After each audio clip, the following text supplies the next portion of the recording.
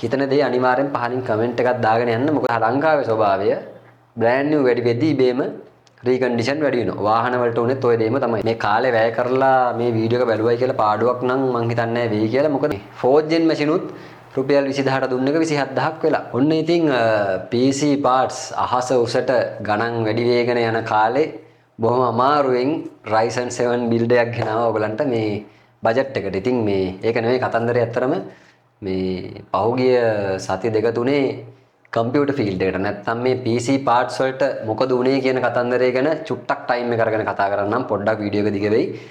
Skip කරන්න නැතුව බලන්න. මොකද මේ ඔයාලගේ අදහසුත් තියෙනවා නම් නැත්නම් ඔයාලටත් දැනුම් දෙයක් තියෙනවා නම් අනිවාර්යෙන් පහලින් කමෙන්ට් එකක් දාගෙන යන්න. අපි ඊළඟ වීඩියෝ වලදී ඒ ටිකත් කතා කරමු. ඉතින් මේ ලොකුම ප්‍රශ්නය උනේ ඔයගොල්ලෝ දන්නවා මේ chip ප්‍රශ්නය නිසා. ඒ කියන්නේ RAM chip සහ දැන් අපි හැම item එකකටම chip එකක් නිපද වෙනවනේ. අපි ගත්තොත් VGA card, SSD, NVMe ඔය අපේ motherboard එකේ ඉඳන් හැම දෙයකටම. ඇත්තම කිව්වොත් TV එකක, fridge එකක, washing machine එකක වුණත් controlling chip එකක් තියෙනවා. ඉතින් මේ chip නිපදවන සමාගම් වල අර තරගකාරීත්වය වැඩි වීම සහ එක chip නිපදවන අපි ගත්තොත් කම්පැනි එකක්. ඒගොල්ලෝ chip කරන්නේ නැහැ කියලා නැත්නම් Micron කම්පැනි නතර වුණායින් පස්සේ නොසිතූ විරූ ලෙස PC parts මිල දැවැන්ත විදියට ඉහළ ගියා. හොඳම දේ කියනවා නම් දැන් අද මම මේ වීඩියෝ එක කරන්නේ 2026 1/12. එතකොට අපි මම මේ ළඟම උදාහරණයක් කියන්නම්. අද දවසේ උදේ වෙච්ච දෙයක්. අපි මේ වෙනකන් MSI 1660 Ti 16GB කාඩ් එක වික්කේ 1,95,000ක මුදලකට.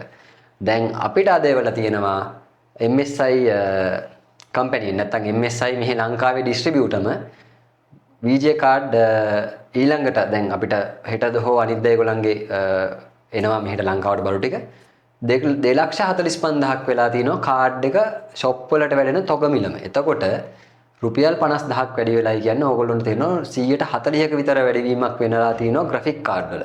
ඒතර බජට්ම රේන්ජ් එකේ තිබ්බ 5050 කාඩ් එක RTX අපි සෝටක් කාඩ් එක දුන්නේ 99,000ට MSI එක දුන්නේ 1,10ට ඒ කාඩ් දෙකම රුපියල් 15,000 වැඩි වෙලා තිනවා. මේ වැඩිවීමත් එක්ක මම හිතනවා මේ කම්පියුටර් ෆීල්ඩ් එකේ සෑහෙන සේල්ස් සහ මේ ටිකේ අපි කිව්වොතින් පොඩි shops වලට ගොඩාක් අමාරු කාලයක් වේවි. ඉතින් කොහොම හරි අල්ලගෙන හැමෝටම ගොඩ යන්න පුළුවන් විදියට මේක වෙනස් වුණොත් ලොකු දෙයක්.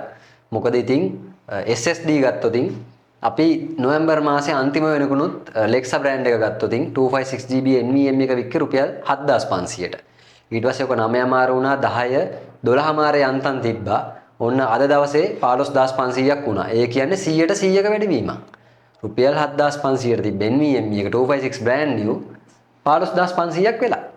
ඕගොල්ලෝ නිකමට සර්ච් කරලා බලන්න සාමාන්‍යයෙන් Lexa, Kingston ඒ වගේ අර famous brand ටික 15,500ක් වෙද්දි සාමාන්‍යයෙන් Adlink, Crucial සහ other brand ඔය යන ටික 14,500යි. අන්ම brand ඒව ගත්තොත් Chinese brand 13,500යි. ඉතින් රුපියල් 1000ක වෙනසක් තියෙන. ඉතින් ගොඩක් අය data වල තමන්ගේ පරිස්සම සහ කල්පවත්ම ගැන බැලුවොත් branded NVMe එකටම තමයි යන්නේ. ඉතින් එතනදී ගොඩක් කට්ටිය දැන් කියනවා මේක shop වලින් කරන දෙයක්. ඉතින් එහෙම දෙයක් නැහැ. මම මේ සියලුම shop ගැන එක්කත් මම එදත් වීඩියෝ කරේ එහෙමමයි. ඔක්කොම අපේ PC කරන ක්ෂේත්‍රයේ ඉන්න කට්ටියව නියෝජනය කරලා මම කතා කරේ. ඉතින් ඒතකොට ඕගොල්ලන්ටම තේරෙනවා සෑහෙන මිල වැඩිවීමක්. ඉතින් අනේ මන්ද මේක කවදා කොහොම හරියයිද කියලා තව මිල වැඩි වෙනවයි කියන ආරංචිය තමයි දෙන්න තියෙන්නේ. ඉතින් අවසාන වශයෙන් ඔය RAM වල ප්‍රශ්නේදී ඕගොල්ලෝ දන්නවා DDR5 16GB 5600 6000 වගේ RAM 16GB stick එකක් නොවැම්බර් මාසේ අන්තිම. ඒ කියන්නේ තාම දවස් 45ක්වත් නැහැ මේ සිදුවීම වෙලා. මාසෙකමාරක්වත් නැහැ. තිබ්බේ රුපියල් 17,000යි 21,000යි අතර බස් ස්පීඩ් එක ඔය 5200 5600 සහ RGB non RGB වල වෙනස. දැන් RAM එක කියන්නේ 80,000යි. මේ මාසෙදී ඒ RAM එකම ලක්ෂයක් වෙනවයි කියලා දැන්ටම අපිට එවලා තිනවා prices වැඩි වෙනවා ස්ටොක් කරන් පුළුවන් නම් තියාගන්න කියලා. ඉතින් බොහොම දුක්බරයි කතන්දරේ. රීකන්ඩිෂන් පැත්තට ගියොත් ඒකත් මට කියන්න ඕනේ අනිවාර්යෙන්. මොකද මේ ගොඩක් අයට brand new ගොඩක් අයට නෙමෙයි හැමෝටම brand new හදන්න සල්ලි නැහැ. ඉතින් කොල්ලෙක් සාමාන්‍යයෙන් all level ඉවර වෙලා A level ඉවර වෙලා නැත්තම් entry level එකේ වැඩේට බහින්න කෙලින්ම videographer හරි photographer හරි ඒ ෆීල්ඩ් එකට එන්න ඉන්න කෙනෙක් නැත්තම් YouTube channel එකක් හදාගෙන අලුතෙන් match එකක් ගහන්න ඉන්න කොල්ලෙක්ට ඉතින් editing machine එකක් හදාගන්න බෑ. DDR3 RAM පවා ගණන් ගිහිල්ලා. ඉතින් ඒකයි වැඩේ. 4,500 තිබ්බ DDR4 8GB RAM එක මේ දවස්වල යන්නේ 14,500යි.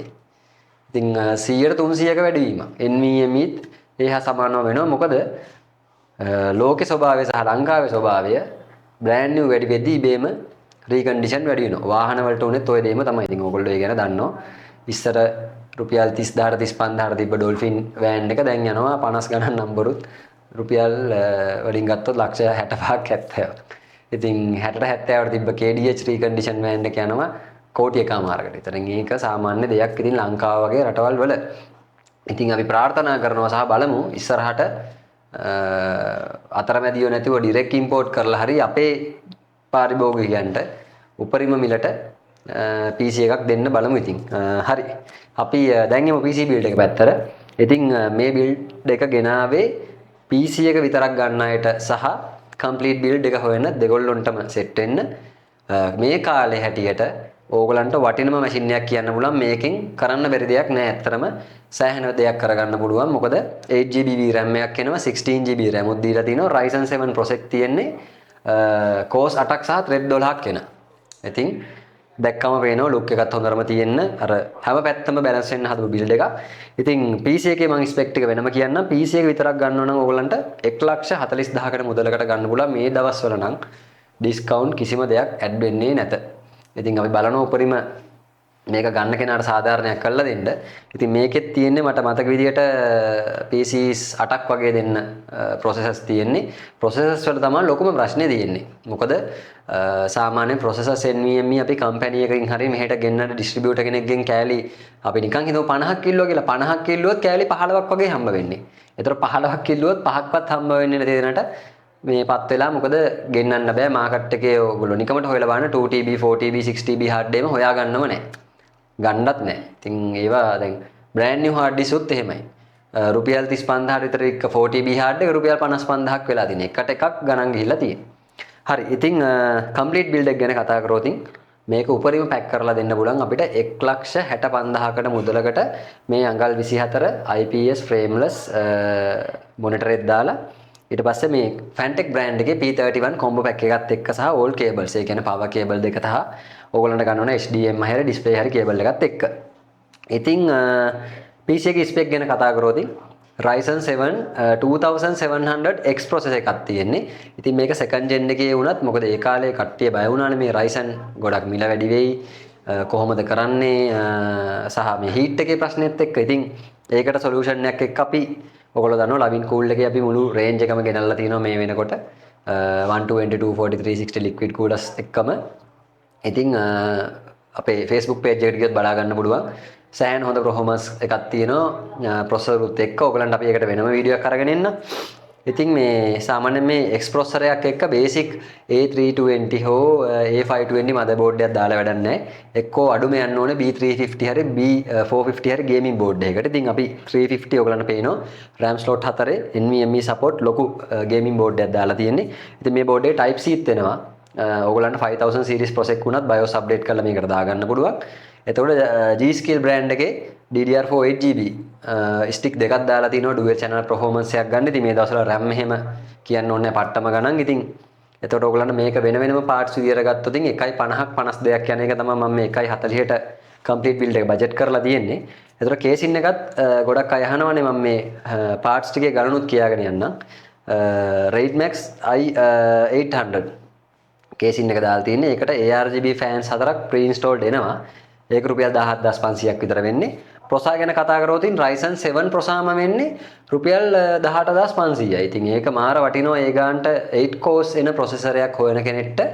මොකද Intel ගන්න ගියොත් බර ගාණක් වෙනවා. මොකද Ryzen brand new වලත් processor එකයි motherboard එකයි Intel motherboard processor වලට සාපේක්ෂව සෑහෙන අඩුයි.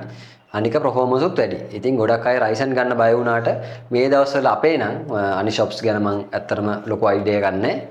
PC build 10ක් කරොත් brand new 8ක්ම යන්නේ Ryzen.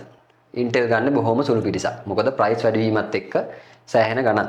ඒතර board එක වෙන්නේ රුපියල් 15500ක් විතර. මම ගණන් ටිකක් කියන RAM දෙකට තමයි මෙතන ලොකු ගාණක් ගිහින් තියෙන්නේ. RAM දෙකට ගිහිල්ලා තිනවා රුපියල් 29000ක්.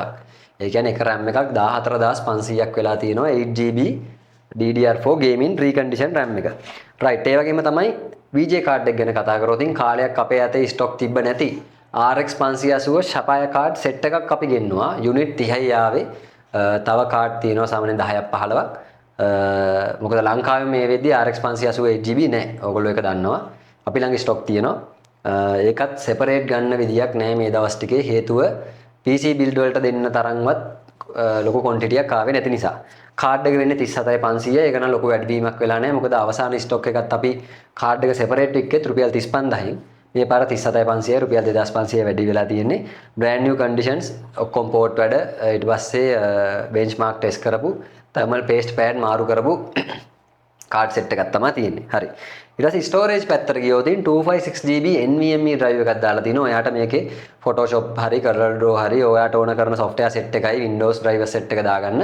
ස්ටෝරේජ් පැත්තට game එකක් දාගන්න ඕන නම් නැත්නම් ෆොටෝ ටිකක් දාගන්න ඕන නම් ඒ වගේ දේවල් වලට 500GB hard එකක් තියෙනවා. ඔයාලට ඕන නම් ස්ටෝරේජ් අපෙන්ම අප්ඩේට් කරලා මේකේ ගන්න පුළුවන්. මොකද මේකේ අප්ඩේට් කරන්න කියලා තියෙකට තියෙන්නේ ස්ටෝරේජ් පැත්ත විතරමයි. අනිත් ඔක්කොම අපි 100%ක් ඔයගලන්ට දීලා තියෙන්නේ.